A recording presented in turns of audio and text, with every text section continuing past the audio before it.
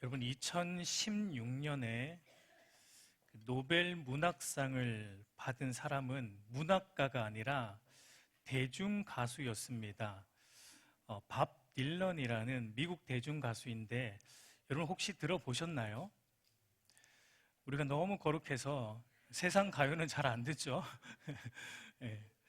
예, 뭐 요즘 저도 뭐 권장은 하지는 않습니다. 뭐 요즘 나오는 아이돌 뭐 정신없는 그런 노래는 말고 예전에 나왔던 대중가요를 들어보면 제법 좋은 노래들도 많죠. 그런 곡들은 가끔 들어보면 감동이 있어요. 또 위로도 있고. 어쨌든 대중가수로서는 처음으로 노벨상을 받은 것이기 때문에 굉장한 화제가 되었고 또 말도 많았습니다. 문학가가 아닌 대중가수가 노벨 문학상을 받는다는 것은 조금 어폐가 있지 않은가라는 여론들도 그때 좀 있었어요.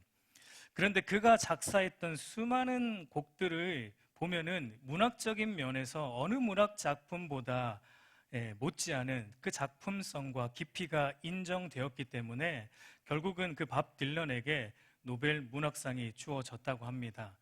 그 노벨 문학상에 기여한 그의 대표적인 그 곡을 보면은 어떤 곡이 있냐면 Blowing in the Wind라는 곡이 있어요. 그 가사 내용이 번역이 된 것이 이렇게 있습니다. 너무 작은데 제가 한번 읽어드릴게요. 한번 들어보세요. 사람은 얼마나 많은 길을 걸어봐야 진정한 삶을 깨닫게 될까? 흰 비둘기는 얼마나 많은 바다 위를 날아야 백사장에서 편히 쉴 수 있을까? 전쟁의 포화가 얼마나 많이 휩쓸고 나야 영원한 평화가 찾아오게 될까? 친구여, 그 답은 바람만 알고 있다네. 바람만이 그 답을 알고 있다네. 얼마나 많이 올려다봐야 진짜 하늘을 볼 수 있을까? 얼마나 많은 귀들이 있어야 타인의 울음소리를 들을 수 있을까? 얼마나 많은 사람이 희생되어야 무고한 사람들의 죽음을 깨달을 수 있을까? 친구여, 그 답은 바람만이 알고 있다네. 바람만이 그 답을 알고 있다네. 얼마나 긴 세월이 흘러야 산이 씻겨서 바다로 내려갈까? 사람은 참된 자유를 얻을 수 있을까? 언제까지 고개를 돌리고 외면할 수 있을까? 친구여, 그 답은 바람만이 알고 있다네. 라는 가사 내용이에요. 여러분, 좀 가사가 어때요? 굉장히 깊이가 있고 뭔가 우리에게 울림을 주는 내용이죠. 아마 이 노래 가사에 담긴 인류의 평화와 자유를 염원하는 내용 때문에 노벨상을 받는데 더 큰 기여를 하지 않았나라는 생각을 해봅니다. 그러니까 한 대중 가수도 이렇게 노래하듯이 여러분, 이 세상은 누구나 할 거 없이 미움이 없고 아픔이 없고 또 전쟁이 없는 그런 평화와 화평과 평강이 있기를 누구나 염원하고 소원하고 있어요. 그런데 이 밥 딜런이 이런 가사를 쓰고 이런 노래를 부르고 있는 이유가 무엇입니까?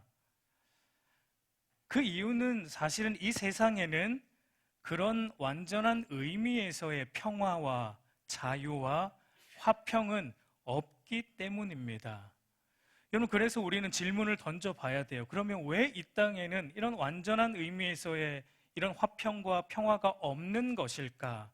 모든 시대의 모든 인간은 누구나 할 거 없이 모든 세계에 속한 사람들은 평화를 원하고 화평을 그렇게 갈망하고 또 지금도 그 평화를 이루고자 노력하고 있는데 왜 여전히 이 사회와 세계는 싸움이 있고 반목이 있고 전쟁이 끊이지 않는가? 라는 질문을 우리는 던져 보아야 하는 것입니다. 여러분, 그 답은 사실은 자명해요. 밥 딜런은 그의 노래 속에 바람만이 그 답을 알고 있다네. 그러니까 그 답을 모른다는 얘기겠죠. 그러나 그 답은 여러분 성경에 명확하게 나와 있습니다. 이 땅에 화평과 평화가 없는 이유는 하나님을 떠난 인간의 죄 때문이라고 성경은 우리에게 말해주고 있습니다. 여러분, 성경책을 딱 열면은 처음에 우리가 보게 되는 것이 무엇입니까? 처음에 마주하게 되는 내용이 뭐냐면 평화의 내용이에요. 화평의 내용입니다. 그러니까 평화와 화평의 관계 속에 계신 우리 삼위 하나님의 존재하심이 성경을 열자마자 등장을 하고 시작을 합니다. 그리고 그 평화와 화평의 하나님께서 평화가 가득한 이 세계를 창조하시죠. 하나님 보실 때 얼마나 평화스럽고 얼마나 아름다웠냐면, 하나님 보실 때 심히 뭐 했다고? 좋았다라고 말씀하실 정도였어요. 우리 고린도전서 14장 33절 우리 한번 읽어보도록 할게요. 고린도전서 14장 33절, 하나님은 무질서의 하나님이 아니시오 오직 화평의 하나님이시니라. 그러니까 하나님은 화평의 하나님이시다라고 말합니다. 그래서 하나님은 질서 있게 창조하셨고, 그리고 하나님이 창조한 그 창조 세계는 그분의 평화와 화평의 성품을 반영하는 평화와 화평의 세계로 창조가 된 것입니다. 그리고 하나님은 그 화평이 충만한 온 우주 세계 속에서도 특별히, 그러니까 하나님의 그 화평과 평화를 줌인해서 어디를 보여주세요? 여러분, 영화를 보다 보면은 뭔가 중요한 장면이 나오면 카메라맨이 어떻게 합니까? 줌인해서 확대하잖아요. 이 장면은 중요하기 때문에 확대를 합니다. 그러니까 모든 세계가 평화와 화평으로 넘쳐났는데 하나님이 특별히 줌인을 해서 어디를 보여주십니까? 에덴 동산으로 확대를 하세요.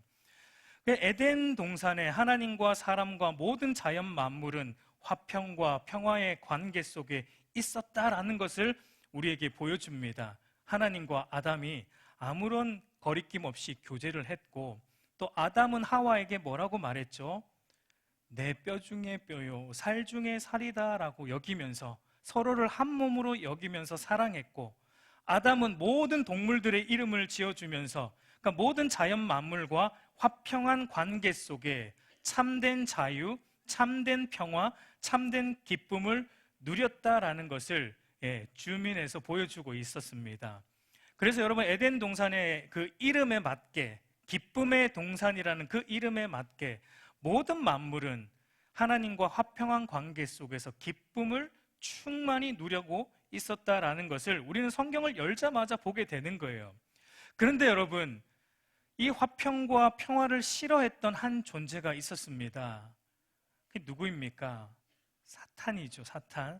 그래서 그 사탄이 하와를 유혹했고 아담을 유혹함으로 하나님이 먹지 말라고 한 선악과를 먹게 했어요. 여러분, 선악과를 먹었다는 것이 무슨 의미냐면 화평의 하나님의 통치와 다스림으로부터 거부 사인하는 것, 반역하는 내용입니다. 그러니까 왕이신 하나님의 통치와 다스림을 받으며 사는 것에는 진정한 의미에서 화평과 평화가 없다. 진정한 의미의 평화와 자유는 너가 하나님의 다스림을 받지 않고 너가 스스로 인생의 왕이 되고 너가 너의 인생의 주인이 되어서 네가 옳은 대로 살아갈 때 그때 참 자유가 오고 참 기쁨이 온다라고 사탄이 말했습니다. 그러니까 한마디로 하나님 없어도 얼마든지 행복하게 살 수 있다. 아니, 하나님을 떠나야 네가 진짜 행복하다. 왜 하나님 밑에서 하나님의 종으로 살려느냐? 하나님을 떠나서 하나님이 아닌 너가 너 인생의 주인이 되어 살아야지 참된 자유와 평화를 누릴 수 있다는, 그러니까 하나님에 대한 독립선언이었고 하나님에 대한 반역을 일으킨 것이죠. 여러분, 이것이 바로 성경이 말하는 죄의 본질입니다. 그러니까 평화와 화평의 조성자이신 하나님을 떠난 것이 바로 죄의 본질. 그리고 그 죄로 인해서 한 개인에게도 인간이 무리지어 사는 이 세상 그 어디에도 진정한 의미에서 평화와 화평과 자유는 없게 된 것입니다. 여러분, 하나님을 떠나 스스로 잘 살아보고자 했던 아담과 하와가 결국은 어떻게 되었습니까? 화평을 이루지 못했어요. 모든 영역 안에서 화평과 평안이 다 깨어지는 결과를 초래했던 것을 우리는 성경을 통해 보게 돼요. 그러니까 여러분, 이 일로 인해서 여러분 사탄의 말이 틀렸다라는 것이 여실히 드러났습니다. 그러니까 스스로 주인 되어 살면 행복할 것이다 라고 말했던 사탄의 말이 거짓으로 드러났고, 하나님을 주인 삼고 살아갈 때만, 하나님만을 의존하며 살아갈 때만 비로소 인간은 참된 행복, 참된 평화와 화평을 누리게 된다는 이 하나님의 말씀이 100% 옳았다라는 것이 여실히 드러나게 된 것입니다. 여러분, 우리가 사는 이 세상은 여전히 이걸 얘기해요. 여전히 이것을 얘기합니다. 우리에게 속삭입니다. 네가 너의 인생의 주인이 되어서 살아라. 그게 행복한 인생의 첫 걸음이다라고 말합니다. 왜 하나님의 속박되어 살려고 하느냐? 여러분, 세상은 끊임없이 우리에게 이것을 얘기해요. 그러나 우리는 속아서는 안 됩니다. 여러분, 그래서 하나님을 떠남으로 말미암아 모든 영역, 특별히 세 가지의 영역 안에서의 화평과 평화가 깨어진 것을 우리는 알게 되는데, 그 첫 번째가 어떤 관계가 깨어졌는가? 첫 번째는 하나님과 인간 사이의 이 화평의 관계가 산산조각이 났습니다. 여러분, 아담이 죄를 짓고 나서 첫 번째 했던 행동이 무엇입니까? 우리 창세기 3장 7절과 8절을 보면은 이렇게 말하는데, 같이 한번 읽어보겠습니다. 시작. 이에 그들이 눈이 밝아져 자기들이 벗은 줄을 알고 무화과 나무 잎을 엮어 치마로 삼았더라. 그들이 그날 바람이 불 때 동산에 거니시는 여호와 하나님의 소리를 듣고 아담과 그의 아내가 여호와 하나님의 낯을 피하여 동산 나무 사이에 숨은지라. 여러분, 죄를 지은 아담과 하와가 했던 첫 번째 행동이 무엇입니까? 자기들의 벗은 몸을 가리는 것, 그리고 하나님을 피해서 숨는 것이었습니다. 그 무슨 말입니까? 그러니까 죄로 인해서 우리에게 찾아온 것이 뭐냐면 하나님으로부터 숨는 거예요. 하나님과의 관계가 깨어졌다라는 겁니다. 이 화평의 관계가 깨어진 거예요. 그래서 여러분, 죄라는 것은 끊임없이 우리로 하여금 하나님으로부터 멀리 떠나가도록 하는 것이 죄가 하는 일이에요. 죄라는 것은 우리로 하여금 하나님으로부터 멀리 떠나게 하는 것, 예배를 등한시하게 하고 말씀과 기도의 자리를 등한시하게 하는 그런 일들이 우리 안에 있는 죄가 지금도 끊임없이 우리에게 하고 있는 겁니다. 그래서 여러분, 모든 인간은 자기가 인정하든 인정하지 않든 알든 모르든 지금 모든 인간은 누구와 전쟁 중입니까? 하나님과 지금 전쟁 중에 있어요. 그러니까 화평이 없는 거예요. 근데 이 전쟁의 성격이 뭡니까, 여러분? 이 전쟁의 성격이 뭐예요? 주인 자리 쟁탈 전쟁입니다. 누가 인생의 주인이 되는가를 놓고 치열한 전쟁 중입니다. 모든 인간은 어떻게든 하나님으로부터 나의 주인됨을 뺏기지 않으려고 발버둥 치면서 살아갑니다. 마치 야곱이 하나님과 씨름하던 모습과 같이 자기의 주인됨, 자기 주도권을 포기하지 않으려고 하나님과 씨름하며 살아갑니다. 여러분, 우리는 내 인생의 주도권을 내가 쥐고 내 소견에 옳은 대로 살고자 하고, 하나님은 어느 정도만 내 인생에 관여했으면 좋겠다라고 생각합니까? 도와주시는 정도만, 내 인생의 조력자로, 나의 어려움과 문제가 터졌을 때 그때 나타나셔서 그 문제만 해결해 주시는 나의 서포터로만 하나님이 존재해 주시면 그걸로 충분하다. 그러니까 여러분, 이런 생각을 하고 있습니까? 지금 하나님과 전쟁 중입니다. 하나님과 치열하게 전쟁하고 있는 거예요. 여러분, 그러나 하나님은 어떻게든 우리로 하여금 우리의 주인됨을 포기하고 항복 선언을 하고 하나님의 주인 되심 앞으로 나아오기를 원하십니다. 왜냐하면 여러분, 주도권 전쟁이 종식이 돼야지만 그때 평화가 와요. 전쟁이 그쳐야 평화가 오는 거예요. 그러니까 주도권 전쟁에서 우리가 항복해야지 평화가 와요.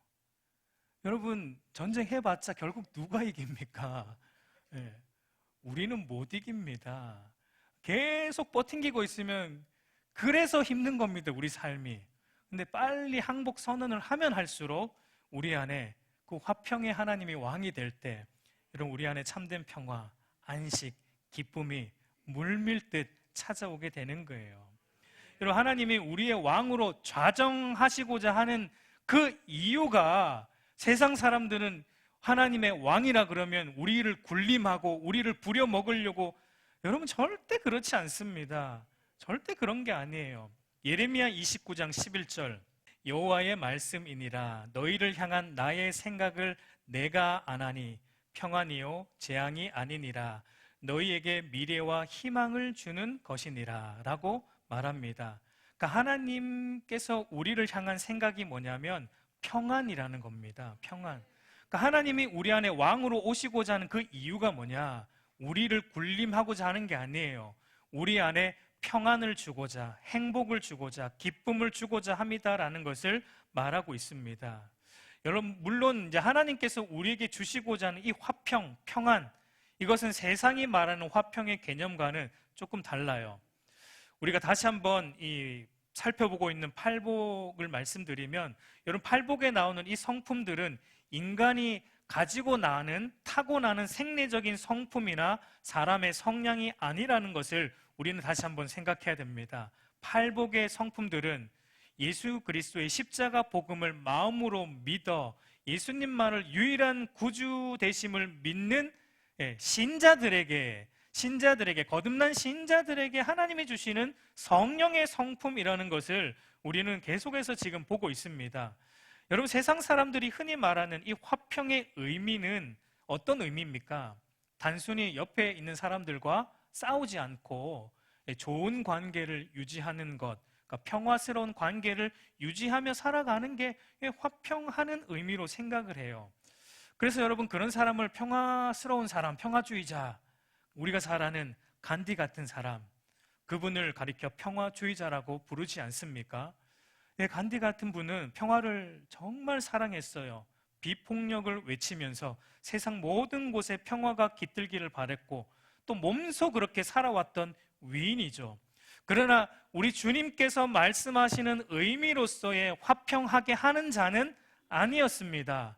왜냐하면 그가 추구했던 화평은 하나님이 없는 평화와 화평이었기 때문입니다. 여러분, 그것은 진정한 의미에서 평화와 화평이라고 말할 수 없습니다. 여러분, 두 번째로 우리가 하나님을 떠난 죄로 말미암아 어떤 관계가 깨어졌냐면 바로 인간과 인간 사이에 이 평화와 화평의 관계가 다 깨어졌어요. 우리 선악과를 먹고 하나님과 화평의 관계가 깨어지고 숨은 아담에게 하나님이 이렇게 묻습니다. 창세기 3장 11절을 보면 이렇게 말하는데, 누가 너의 벗었음을 내게 알렸느냐?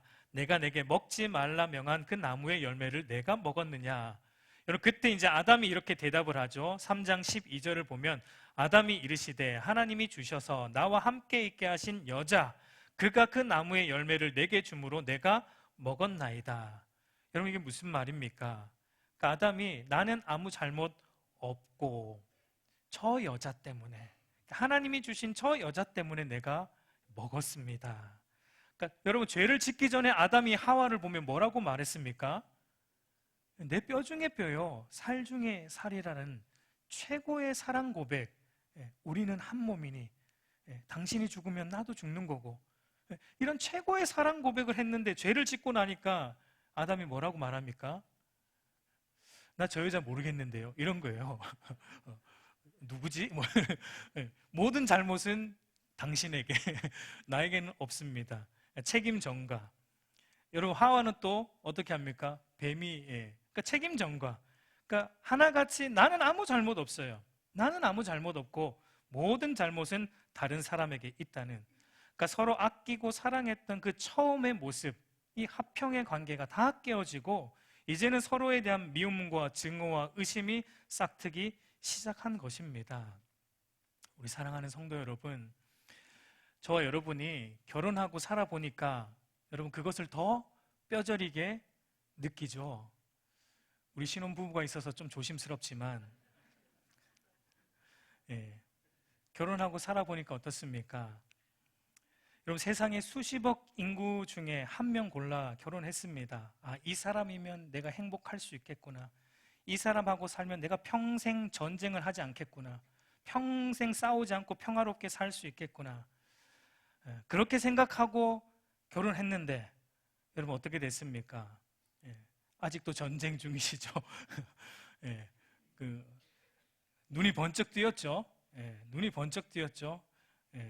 아니구나라는 사실을, 신혼 빠르신 분들은 신혼 첫날 밤에 깨닫게 되고 조금 늦으시면은 한 일주일 뒤면은 깨닫게 됩니다. 그러니까 우리가 깨닫게 돼요. 그러니까 수십억의 인구 중에 고르고 골랐습니다. 한 사람을. 내가 이 사람이면 내가 사랑하겠지 하고 골랐는데 여러분 살아보니까 이 한 사람도 온전히 사랑할 수 없는 우리의 죄악됨을 여러분 우리는 매일 깨닫고 삽니다. 이 한 사람과도 화평의 관계를 이룰 수 없는 자라는 것을 우리는 절실히 깨닫게 됩니다. 여러분 사실 저도 결혼하기 전에 가끔 말도 안 되는 생각인데 가끔 이런 생각을 했어요. 나 정도면 괜찮은 사람이다. 나름 교회를 열심히 다녔고 뭐 그렇게 큰 사고 없이 살아왔으니 나 정도면 뭐 평화의 사람이고 괜찮은 사람이다. 말도 안 되는 생각을 여러분 죄송합니다 했습니다. 그런데 그것을 언제 확실히 깨졌냐면 결혼하고 깨졌습니다. 아, 괜찮은 사람이 아니었구나 라는 게 깨졌어요. 여러분이 볼 때 저희 가정이 굉장히 평화로운 것 같죠? 위장된 평화입니다. 잠시 서로 휴전 중에 있습니다. 언제 싸울지 몰라요. 지금 냉전 상태. 물론 예수님을 믿고 이 전쟁이 여러분 많이 줄어듭니다. 줄어드는 게 사실이에요. 예수님 믿고 여러분 이 전쟁이 많이 줄어들어서 화평이 옵니다. 그러나 아직 완전한 화평은 오지 않았어요. 여전히 긴 휴전 상태예요. 왜냐하면 제 아내도 저희 아내 안에도 우리 아이들 안에도 전쟁의 원인이 되는 죄가 여전히 남아 있기 때문입니다. 여러분 우리는 창세기 4장의 최초의 살인자 가인을 통해 하나님을 떠난 인간이 어디까지 가는지를 보았습니다. 단순히 이제는 미워하고 증오하는 그런 감정적 깨어짐의 관계를 넘어서서 한 몸과 같은 형제를 죽이는 단계까지 이 죄가 확장되어 가는 것을 우리는 보게 되었습니다. 여러분 죄라는 것으로 인해서 우리는 하나님과의 화평의 관계가 먼저 깨어졌고 그 결과로 이제 인간과 인간과의 관계, 화평의 관계도 산산조각 났다라는 것을 우리는 성경을 통해 보게 됩니다. 그리고 마지막으로 세 번째 어떤 관계가 깨어졌냐면 하나님을 떠난 채로 깨어진 관계는 우리 인간과 이제 자연 만물과의 화평의 관계도 다 깨어졌어요. 우리 창세기 3장 17절을 보면 아담에게 이르시되 내가 내 아내의 말을 듣고 내가 내게 먹지 말라 한 나무의 열매를 먹었은즉 땅은 너로 말미암아 저주를 받고 너는 내 평생에 수고하여야 그 소산을 먹으리라. 그러니까 인간의 죄로 말미암아 땅도 함께 저주를 받았습니다. 땅도 지금 고통 가운데 신음하고 있습니다. 그래서 여러분 자연과 동물과 인간과의 모든 관계가 이제는 원래는 서로 돕고 협력하고 서로의 것을 줌으로 채우는 관계, 그런 관계였는데 죄로 인해서 이제는 그 관계가 깨어짐으로 서로를 착취하고 서로를 잡아먹는 깨어진 관계가 된 것을 오늘 우리는 마주보고 살아가고 있습니다. 여러분 그래서 지금 우리 이 세상에 일어나는 일들을 보세요. 지금 우리가 겪고 있는 이 세상 도처에 깔려있는 수많은 잡신들, 수많은 우상들, 이름도 알지 못하는 이 수많은 잡신들을 사람들이 섬기는 것은 바로 이 첫 번째 관계가 깨어짐의 반영입니다. 첫 번째 관계, 하나님, 참신이신 하나님과의 관계가 깨어짐으로 인간은 수많은 것들을 우상으로 삼고 신으로 삼고 살아가는 깨어진 관계를 나타나고 있는 것을 보게 되고, 또 세상 도처에 우리 주변에 일어나는 이 질투와 미움과 살인과 전쟁은 바로 죄로 인해 인간과 인간 사이에 이 평화의 관계가 깨어짐으로 말미암아 나타나는 이 반영하고 나타나는 일들이에요. 그리고 세상 도처에 일어나는 기근과 홍수와 자연재해들은 바로 죄로 말미암아 인간과 자연 사이의 화평의 관계가 깨어진 것의 반영으로 나타나고 있는 일들입니다. 그러니까 모든 문제는 바로 우리의 죄에 있다라는 것을 우리는 알아야 되고 인정해야 되고 고백해야 돼요. 여러분 그래서 이 세상 그 어디를 둘러봐도 참된 화평, 평안이 없습니다. 여러분 어디에 참된 화평과 평안이 여러분 있습니까? 있으면 좀 알려주십시오. 저도 좀 가보게. 없어요. 네, 물론 잠깐 경치 좋은 곳을 여행할 때, 잠깐 평안이 있는 것 같지만 금세 전쟁 같은 삶의 현장으로 돌아오면 그 평안은 또 사라집니다. 돈이 많으면 평안할 것 같고 또 잠시 내 평안을 누리지만, 그러나 그 돈도 사라지면, 줄어들면 그 평안은 금세 깨어지고 불안하게 돼요. 우리는 잠시 다투지 않고 싸우지 않을 때는 평화가 있는 것 같지만 그것도 잠시입니다. 또 언제 싸울지 모르는 불안감이 있어요. 그 어디에도 우리 인간의 사는 곳에는 평화와 화평을 찾아볼 수가 없어요. 그런데 여러분, 오늘 우리 주님은 이제 화평이라고는 찾아볼 수 없는 이 세상에서 성도인 너희는 다르다. 심령이 가난하고 애통하고 온유하고 의에 줄이고 목마르고 마음이 청결한 너희는 이제 화평을 누리는 자일 뿐만 아니라 화평을 하는 자들이다라는 것을 오늘 주님은 선포하고 있는 것을 우리가 보게 됩니다. 그래서 오늘 말씀에 화평하게 하는 자라는 말이 우리 헬라어 원문으로 보면은 화평을 만들어내는 자라는 말입니다. 그래서 영어 성경에서는 이것을 피스메이커라고 번역을 해 놓았습니다. 화평을 만들어내는 자. 여러분, 성도는 죄로 인해 화평이 깨어진 이 세상 속에서 참된 화평을 만들어내는 자라는 것을 우리 주님은 말하고 있습니다. 그러나 여러분, 이것이 어떻게 가능합니까?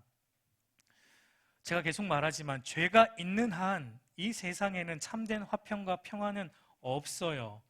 여러분, 그래서 화평과 평화를 깨트렸던 이 죄의 문제를 도말하시기 위해 하나님이 하신 일이 무엇입니까? 바로 하나밖에 없는 독생자, 자신의 아들 화평, 자신의 그 화평의 아들을 깨어지고 평화가 깨어진 이 땅 가운데 보내신 것입니다. 그리고 그 화평과 평화를 깨트린 사탄과 죄를 어디에서 도말하셨습니까? 완전히 도말하셨습니까? 십자가에서 아들을 죽이심으로 모든 죄를 도말하셨고, 또한 달리 살리심으로 사탄의 권세를 파멸시키셨고, 깨어진 하나님과의 이 화평과 평화를 우리 안에 다시 회복하여 주신 것입니다. 여러분, 그래서 사도 바울은 이렇게 말하는 거예요. 골로새서 1장 20절과 22절까지 우리 한번 같이 읽어보도록 하겠습니다. 시작. 그의 십자가의 피로 화평을 이루사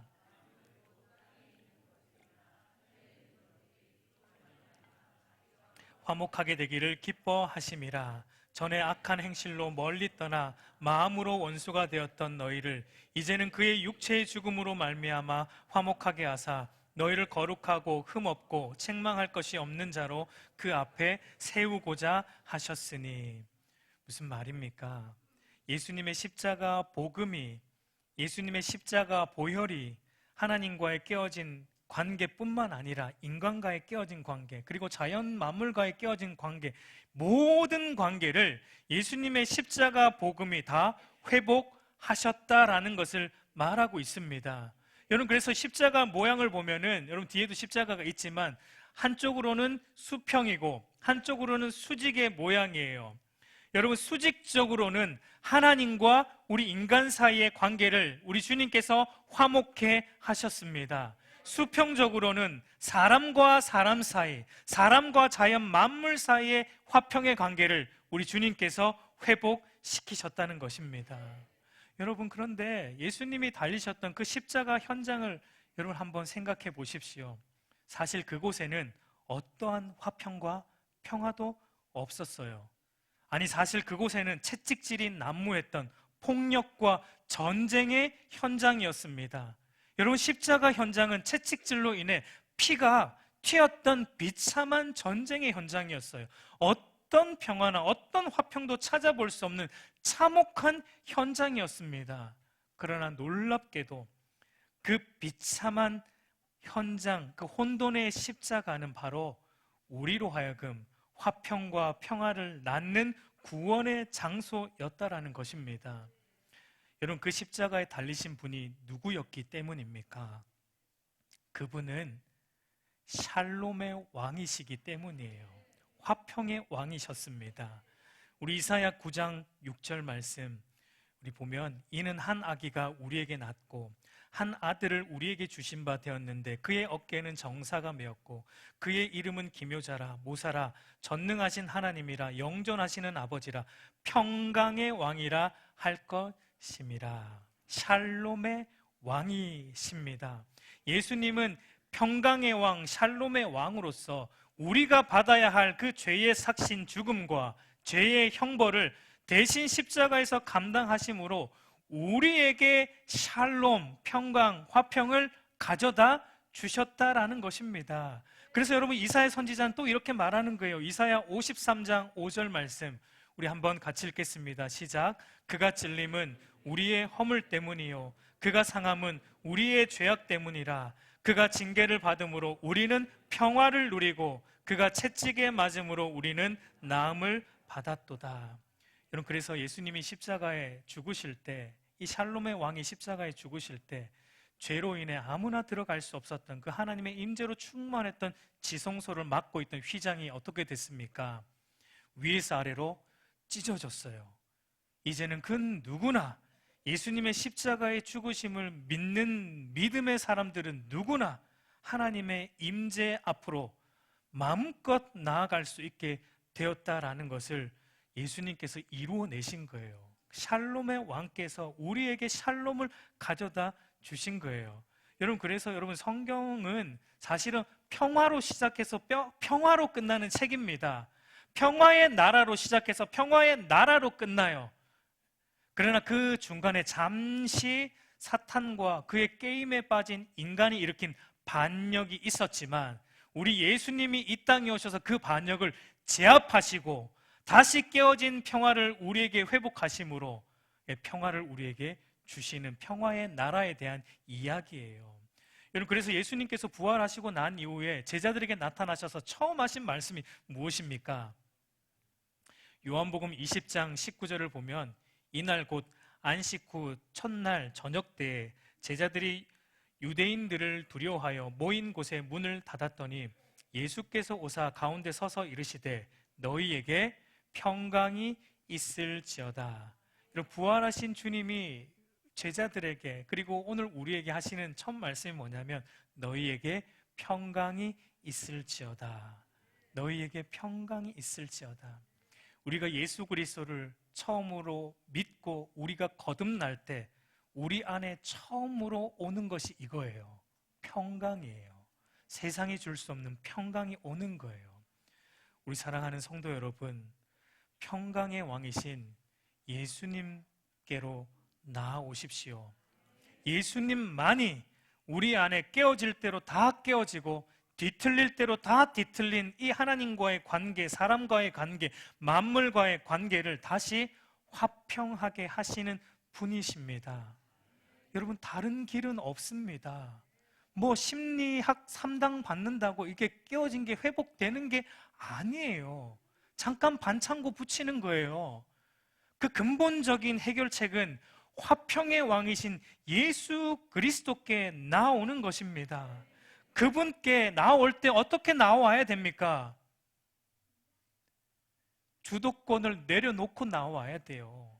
두 손 들고 항복하고 천부여 의지 없어서 손 들고 주님께 나올 때 진정한 평화가 우리에게 회복이 되는 것입니다.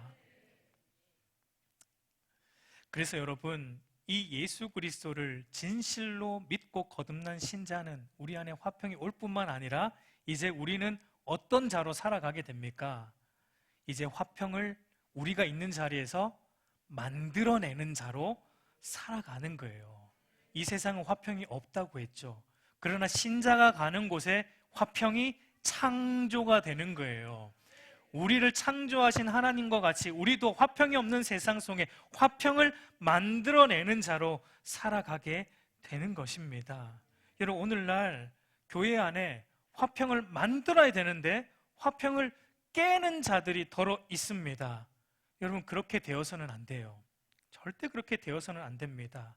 우리는 화평을 만드는 자들이 되어야 합니다. 에베소서 4장 3절을 보면 평안에 매는 줄로 성령이 하나 되게 하신 것을 힘써 지키라.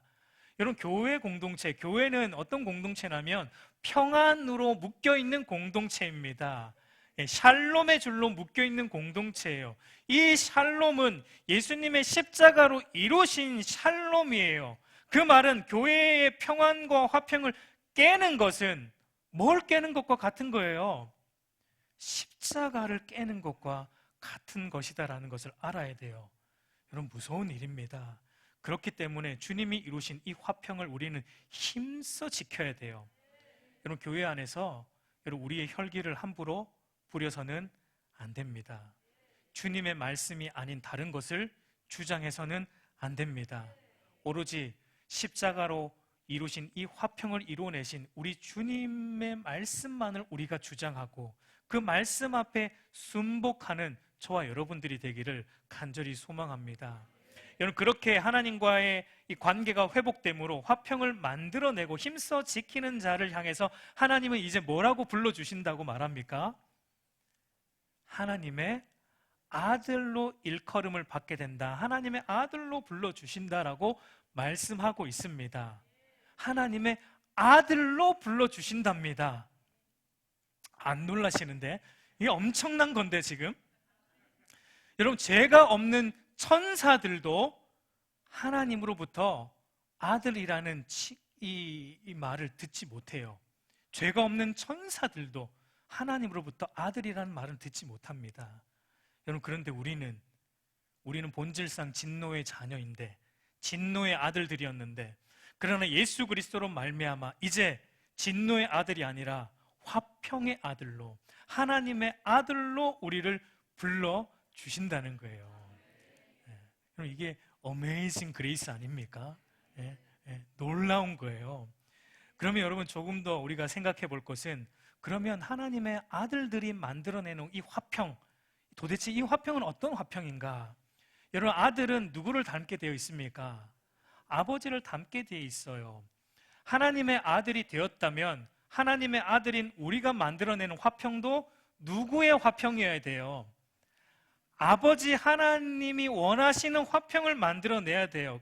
그러니까 여러분, 팔복의 순서를 다시 한번 우리가 유념히 봐야 되는데, 화평하게 하는 자 앞에 나왔던 복이 무엇입니까?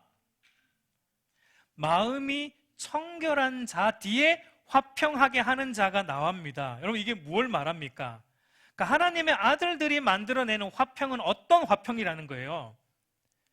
청결한 화평, 거룩한 화평이라는 겁니다. 여러분, 이게 중요한 거예요. 우리가 만들어내는 건 단순히 싸우는 사람들 중재해주는 그런 중립적 화평이 아니에요. 서로 그냥 좋게 왜 그러세요? 좋게 그냥 하세요. 이런 좋게 좋은 게 좋은 거라는 식의 화평을 만들어내는 게 우리가 만들어내는 화평이 아니라는 겁니다. 우리가 만들어내는 화평 안에는 뭐가 있어야 되냐? 거룩의 내용이 있어야 되고 청결의 내용이 있어야 돼요. 그렇기 때문에 죄가 있고 악이 있고 불의가 있는 곳에서는 여러분 어떻게 해야 되는 겁니까? 거기에서는 여러분 좋은 게 좋은 거예요 해서 될 문제가 아니라, 죄가 있는 곳에서, 악이 있는 곳에서, 불의한 것이 있는 곳에서는 검을 빼들어서 전쟁을 해야 된다는 겁니다. 그 전쟁이 있고 난 이후에야 거룩한 화평이 찾아온다라는 겁니다. 여러분, 히브리서 12장 14절을 보면 모든 사람들과 더불어 화평함과 거룩함을 따르라. 이것이 없이는 아무도 주를 보지 못하리라. 그러니까 화평과 짝으로 이루는 게 뭡니까? 거룩이에요. 거룩. 화평과 거룩은 뗄래야 뗄 수 없습니다. 모든 사람과 더불어 우리는 평화의 관계, 화평의 관계를 유지해야 되는데, 이것은 그냥 좋게 좋은 관계를 맺고 세상 사람들과도 우리가 싸우면 안 되니까 그냥 좋게 그냥 어울리고, 그냥 뭐 술도 그냥 적당히 한 잔씩 하고 같이 한 대씩 하고, 그래서 좋게 그냥 이렇게 그냥 얼굴 안 붉히려고 그렇게 이런 관계를 유지하는 게 화평이 아니라는 거예요. 성경이 말하는 것은 그건 화평이 아니에요. 성경이 말하는 화평은 거룩한 화평이에요. 청결한 화평이에요. 그것은 죄를 배척하는 화평이에요. 죄와 싸우는 화평을 말하는 것입니다. 그래서 여러분, 우리 예수님도 이렇게 말씀하셨어요. 마태복음 10장 34절에서 35절을 우리 한번 같이 읽어보도록 하겠습니다. 시작. 내가 세상에 화평을 주러 온 줄로 생각하지 말라. 화평이 아니요 검을 주러 왔노라. 내가 온 것은 사람이 그 아버지와 딸이 어머니와 며느리가 시어머니와 불화하게 하려 함이니. 여러분, 예수님의 닉네임이 화평의 왕이시고 평강의 왕이신데, 샬롬의 왕이신데 뭐라고 말씀하십니까? 내가 화평을 주러 온 것이 아니고 뭘 주러 왔다고요? 검을 주러 왔고, 그리고 또 뭘 주러 왔다고 합니까? 서로 불화하게 하려고. 며느리와 시어머니가 불화하게 하려고. 이게 무슨 얘기입니까? 이게 무슨 얘기예요 도대체? 아니, 화평하게 하는 자는 복이 있다고 말씀하셨는데 왜 여기선 또 화평을 주러 온 것이 아니고 검을 주러 왔고 불화하게 하려고 왔다라고 우리 주님이 말씀하고 있습니까? 여러분, 이 말은 무슨 말이냐면, 그러니까 우리 평강의 왕께서 이 화평이, 그러니까 하나님이 주시는 거룩한 화평이 있으려면 뭐가 전제한다는 겁니까? 하나님과 관계없는 그 죄악 속에 있는 사람들과는 전쟁이 있어야 된다는 걸 얘기하는 거예요. 죄와 악이 있는 곳에서는 검을 빼야 한다는 걸 말씀하고 있는 거예요. 그냥 무작정 불화하고 하라는 그런 얘기가 아니라, 죄가 있는 곳에서 하나님보다 더 우선시 되는 것이 있는 곳에서는 검을 빼들어서 하나님보다 1순위에 올라와 있는 그것은 검을 빼서 잘라내야지만 우리 안에 진짜 화평이 오는 거예요. 하나님을 믿으면서도 여전히 하나님이 아닌 다른 것, 내가 추구하는 다른 것을 1순위에 올려놓고도 우리는 하나님을 믿는다고 하나님의 아들이라고 말하지 말라는 겁니다. 그건 화평이 아니라는 거예요. 우리 주님은 그런 자리에서는 검을 빼라는 겁니다. 그리고 그것을 죽이라는 거예요. 그 자리에선 불화가 있어야 된다는 거예요. 그래야지만 참된 화평이 우리에게 주어진다. 여러분, 복음의 이 좋은 소식, 굿뉴스, 우리에게 이 굿뉴스가 전달되려면 먼저는 배드뉴스가 들려야 된다라고 말씀드렸죠. 배드뉴스는 뭡니까? 내가 주인 되어 살려고 하는 죄로 말미암아 왕이신 하나님과 화목의 관계가 산산조각 나고 하나님과 지금 내가 원수의 관계 속에 있다라는 이 배드뉴스가 우리에게 먼저 들려져야지, 그때 비로소 우리 귀에 뭐가 들리냐면, 샬롬의 왕이신 예수 그리스도가 우리가 반역한 그 죄로 인해 받아야 될 형벌을 그 예수님이 대신 받음으로 원수되었던, 하나님과 원수되었던 관계를 예수님이 청산하셨고, 우리의 주인됨에 대해 항복 선언을 예수님을 통해 하게 되었고, 하나님을 주인 삼고 사는 화평의 관계가 회복되었다는 굿 뉴스가 비로소 우리의 귀에 들려지는 거예요. 그렇기 때문에 하나님을 배제시키고 하나님이 없이 살아가는 배드 뉴스인 이 죄와 악이 있는 곳에서는 여러분, 칼을 빼야 되는 거예요. 그때는 전쟁을 해야 되는 거예요. 그리고 나서, 그 다음 또 중요합니다. 그리고 나서 여러분, 그 칼을 집어넣으십시오. 그 전쟁이 끝났으면 칼을 칼집에 집어넣으세요. 그리고 한없이 낮아지세요. 그래서 굿뉴스의 그 평화의 대사로 우리는 살아가야 되는 거예요. 여러분, 이 순서를 바꾸면 안 됩니다. 그저 좋은 게 좋은 거다라는 식의 복음은 참된 복음이 아니라 물탄 복음, 값싼 복음이에요. 거짓된 복음이에요. 죄는 죄라고 말할 줄 알아야 하는 것입니다. 물론 죄를 지적하는 그 순간조차도 여러분, 우리가 가져야 될 것은 나는 너보다 나으니까. 절대 여러분 그런 마음이 안 되죠. 나도 너와 똑같은 죄인인 것을 알고, 단지 나는 조금 더 지금 하나님의 은혜로 꾹꾹 눌러서 참고 있는 것뿐이지, 나도 얼마든지 똑같은 죄를 지을 수 있는 자라는 것을 아는, 상하고 애통하는 심정으로 교회 안에 다른 지체들의 죄가 보일 때 우리는 그 사랑의 마음으로 권면을 해야 되고 조심스럽게 그 죄를 다루어 나가야 되는 거예요. 물론 그렇다고 또 죄를 듣는, 책망을 듣는 사람 입장에서 보면은 기분 좋은 일은 아니죠. 겸손하게 받으면 좋겠지만, 그 일이 또 쉽지는 않아요. 우리 안에 죄에 대한 책망을 듣기 싫어하는 죄의 본성이 있기 때문에.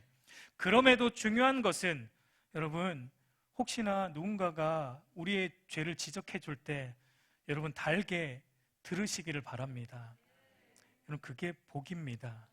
그리고 또 누군가가 잘못된 길로 갈 때 여러분 조심스럽게 기도하면서 사랑으로 권면하시기를 바랍니다. 그게 바른 교회 공동체예요. 그냥 얼굴 붉히기 싫은데 그냥 뭐, 여러분 이거는 바른 공동체가 아니에요. 바른 공동체는 거룩한 화평을 이루어 가야 되는 것입니다.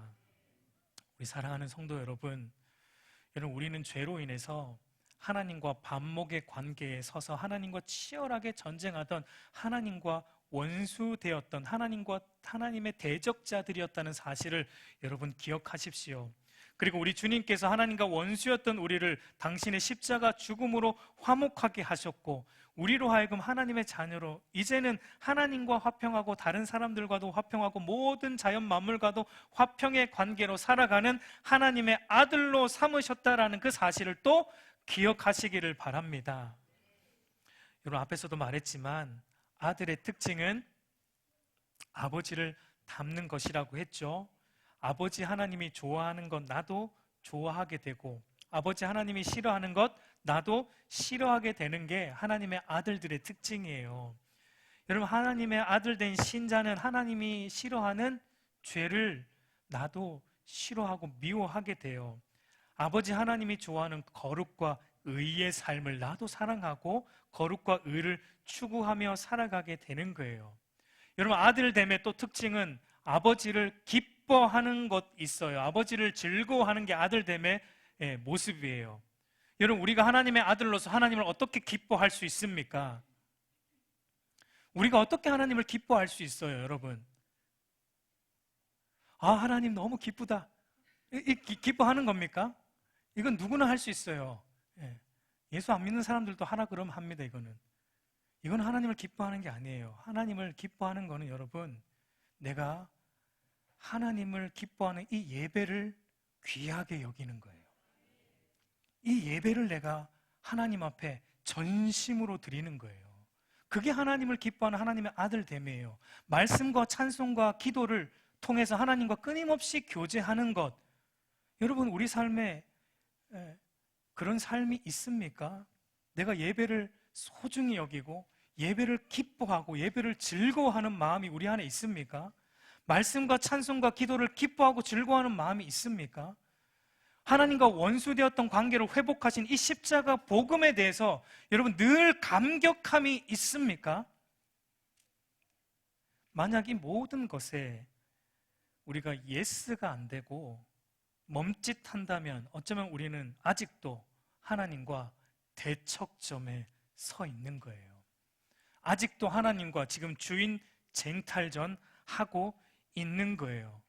아직도 내가 주인 되어 사는 삶에 대해서 항복 선언을 우리는 아직도 하고 있지 않았다라는 것입니다. 여러분, 사실은 그것은 하나님과 여전히 우리가 원수로 살아가고 있다는 것과 같은 것입니다. 저는 우리 알곡교회를 포함한 오늘 현대교회를 보며 우려스러운 것은 많은 이들이 교회를 출석하고 있는 그것으로 자신이 하나님을 믿는 성도로 하나님의 아들로 동일시하고 있다라는 것. 여러분, 이게 우려스럽습니다.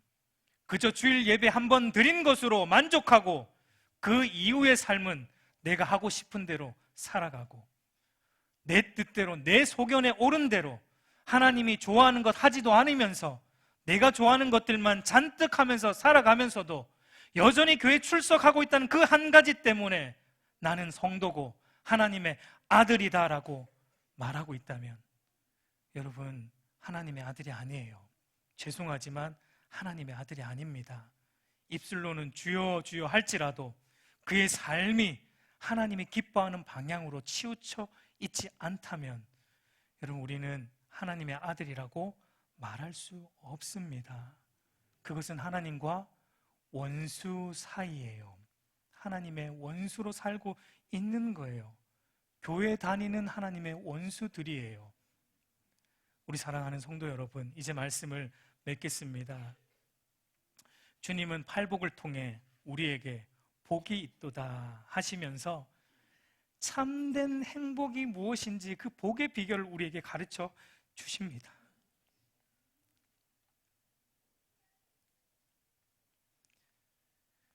여러분, 그것은 바로 하나님과의 주인 쟁탈전에서 패배하는 것입니다. 그게 행복이에요. 하나님과의 전쟁에서 지는 것이 우리의 이김이 되는 것입니다.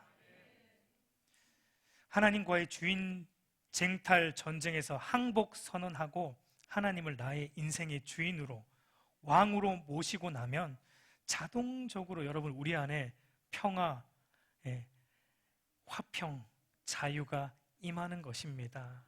왜냐하면 그분은 화평의 왕이시기 때문이에요. 여러분, 빨리 나의 주인됨에 대해 여러분 항복 선언하시기를 바랍니다. 샬롬의 왕이신 주님 앞에 속히 나오시기를 바랍니다. 그래야 우리 안에 참된 화평이 오고 모든 상황 속에서 세상이 결코 줄 수 없는 화평의 왕이신 하나님만이 주실 수 있는 이 평안을 우리가 그때 누릴 수 있는 것입니다. 여러분, 우리의 주인됨이 무너지고 샬롬의 왕이신 주님의 주인됨이 세워지는 은혜가 저와 여러분 안에 일어나기를 우리 주님의 이름으로 축복합니다. 아멘.